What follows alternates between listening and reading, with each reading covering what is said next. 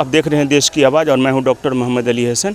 अभी झंझारपुर डीएसपी कार्यालय में झंझारपुर डीएसपी सुबोध कुमार सिन्हा अभी प्रेस करेंगे, जिसमें सहोरिया गांव जिसमें भीषण डकैती हुई थी, जो अंधराठाड़ी थाना में आता है। अभी डीएसपी साहब पूरी जानकारी देंगे कि क्या क्या उसमें डाकाजनी हुई है। फिलहाल इस टीम में जो शामिल थे उसमें बताया गया, खुद डीएसपी साहब थे, उसके बाद ब्रजेश कुमार बीके ब्रजेश जो इंस्पेक्टर हैं, उसके बाद मधेपुर थाना, अंधराठाड़ी थाना, लखनऊ थाना और अंधराठाड़ी के सिपाही, ये तमाम लोग इस टीम में शामिल थे। सभी ने संयुक्त रूप से छापामारी में शामिल थी। ये पूरी जानकारी डीएसपी साहब अभी मीडिया को।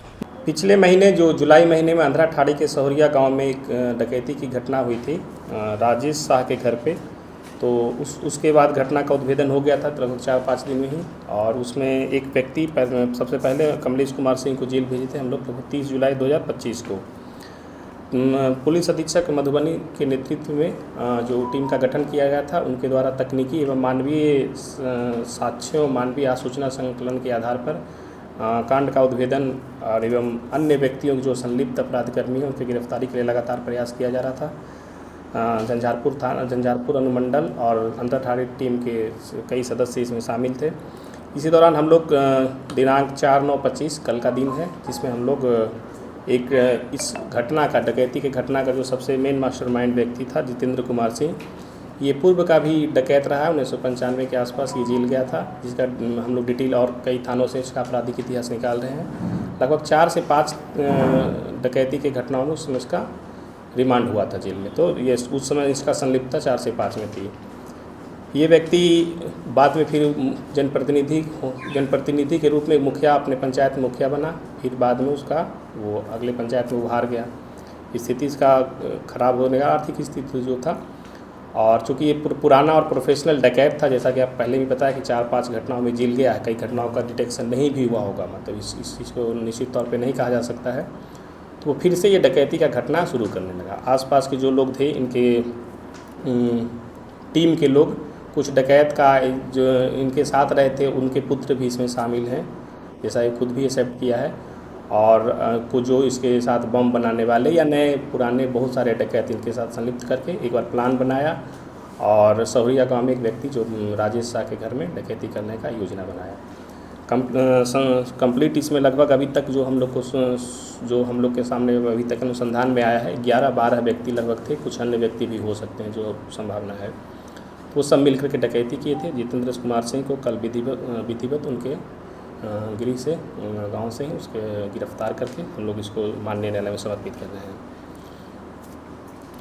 अभी तक गृह स्वामी कुछ सामान भी बरामद? अभी तक बरामदगी हम लोग का नहीं हुआ है, लेकिन उसमें सामान का बंटवारा 2 या 3 व्यक्तियों के बीच, अपराधकर्मियों के बीच हुआ है। हम लोग कुछ जल्द ही उसको गिरफ्तार करने की उम्मीद है कि हम लोग कुछ बरामदगी कर लें। सर, उसमें एक मारा गया था, कैसे? एक व्यक्ति जो घटना के दिन ही मारा गया था, उसका नाम था, मृतक का नाम था मनोज कुमार शाह, उसका नाम उर्फ प्रदीप शाह, वो रहने वाला था नेपाल सिरहा जिला। वो उसमें बताया कि घटना में जैसे हम लोग 2 व्यक्तियों को अलग अलग दिन पे जब लोग जेल भेजे हैं, दोनों ने स्वीकार किया कि वो आपस में ही डकैती करने क्रम में, चूँकि संख्या ज़्यादा था, घर कंजेस्टेड था, उस वजह से मिस फायर या गलती से इनका गोली लगा था। और एक व्यक्ति जो शिव कुमार सिंह, उसी के हाथों गोली लगा था और वहीं घर पे ऑन स्पॉट मर गया था। उसको वो लोग घर से बाहर खींच करके बाहर ले गए, लेकिन अपना उसके वो ज़्यादा दूर तक नहीं खींच पाए, उसको छोड़ करके फिर सभी लोग नहीं। हम लोग का जो मानवीय स्रोत हैं उसके आधार पे हम लोग पूरी तरह से आश्वस्त हो लिए। डकैती जैसे गंभीर घटनाएं हैं और कई व्यक्ति, जब पूर्व में भी बताया आप लोग कि लगातार इसमें हम लोग जब से घटना हुई, एक गंभीर घटना है, इसको कोई मतलब काफ़ी गंभीर रूप से लिया गया है थाना प्रभारी एवं हमारे द्वारा भी। तो लगातार इसमें हम लोग अरेस्टिंग का कोशिश कर रहे हैं। हमें जहाँ हम लोग से संभव हुआ हम लोग रेड छापामारी भी किए, और आगे भी इसमें जब तक पूरा कंप्लीट नहीं होता हम लोग इसको नहीं छोड़ेंगे। सर, क्षेत्र के अन्य डकैती में भी क्या इनका कोई हाथ है? क्योंकि इससे पहले खेरा में भी एक बहुत बड़ी डकैती हुई थी, जिसका अभी तक कोई भी उद्भेदन नहीं हुआ। किस थाना क्षेत्र का है? सस्पेक्ट ये आप निश्चित तौर पे तो नहीं कहा जा सकता, लेकिन ये प्रोफेशनल डकैत है। कई मामलों में खुद भी जाता है, कुछ मामलों में ये अपना कैसे डकैती किया जाए लोगों को ट्रेंड भी करता है, तो इसमें निश्चित रूप से नहीं कर सकते हैं। हो सकता है होगा, अभी तक तो स्वीकार नहीं किया, क्योंकि वो पूर्व का ही जो 4-5 जो बताए थे आप लोग को डकैती का केस, वही अभी तक स्वीकार किया है। अच्छा, शराब इसमें इस दौरान 2023 में वो शराब के केस में भी जेल गया है 104-24 जो भेजा गया था खजौली थाना से। तो ये इसके बाद ही शराब का कारोबार भी कर रहा था। ऐसे व्यक्ति का बाहर आना तो सर खतरे से खाली नहीं।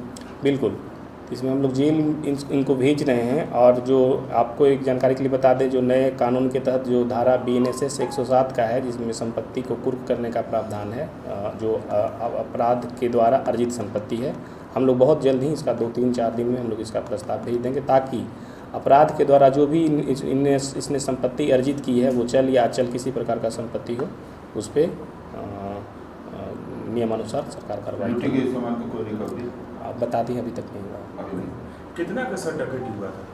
अब वादी के द्वारा तो बताया गया लगभग 40 से 50 लाख का, लेकिन हम लोग का जो अनुमान है लगभग 25 से 30 लाख। सर, इसके पास कोई हथियार भी बरामद हुआ है पर जब पकड़ा गया? नहीं, कोई बात नहीं। Thank you.